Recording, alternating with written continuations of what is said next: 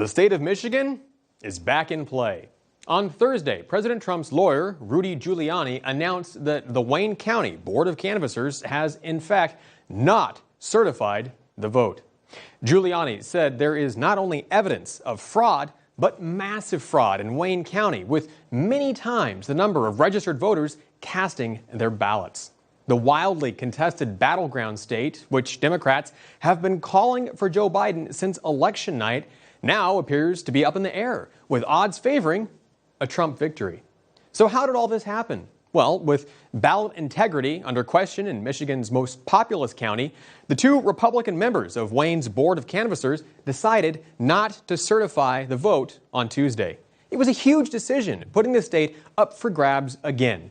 But it also made the two Republicans, Monica Palmer and William Hartman, hugely unpopular among Democrats in the state. And what did the Democrats do? They proceeded to harass, intimidate, and even threaten the safety of Republican members, Palmer and Hartman, and their families, and even released information about where their children go to school.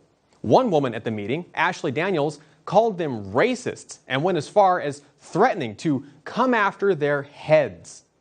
Under that kind of duress, the Republicans buckled and reversed course, agreeing to certify the vote on condition that Secretary of State Jocelyn Benson would conduct a full independent audit of Detroit's questionable precincts.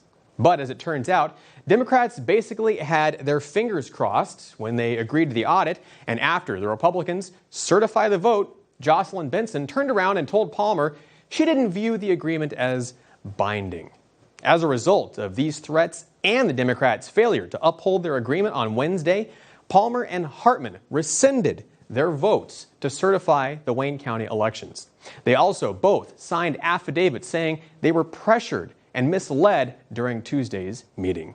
So what happens now? Well, the Secretary of State's office claims there's no legal mechanism for Palmer and Hartman to rescind their votes. But President Trump's legal team confirmed on Thursday that the vote has not been certified.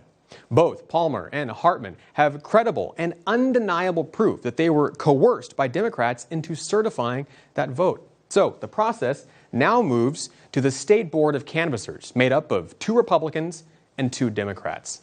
Considering how Palmer and Hartman were treated and their sworn affidavits, it's highly unlikely that the Republicans in the State Board will move forward with certifying the vote, although sources tell us they are under extreme pressure from Democrats to get it approved.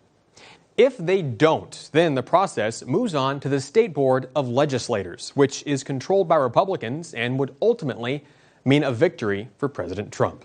The Board of State Canvassers are set to meet on Monday, and it's their responsibility to certify the result by no later than December 13th. And despite everything else that's going on, President Trump is still taking the time to call and check on the Wayne County canvassers and make sure they're okay. Chairwoman Monica Palmer says that President Trump reached out to her personally to make sure that she was safe after hearing about the threats and doxing against her and her family. Has Joe Biden called these canvassers to check and see if they're okay? No, he hasn't. Because Joe Biden cares more about getting votes, not if his people are intimidating and threatening innocent children to secure his victory. Whatever happens, the people of Michigan and the American people will be watching this process closely because the fate of the nation and democracy itself could hang in the balance. For One America News, I'm Pearson Sharp.